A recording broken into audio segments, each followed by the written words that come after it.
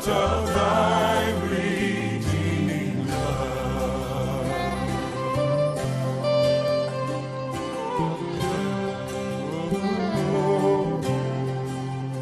Oh, to grace how great a debtor daily I'm constrained to be.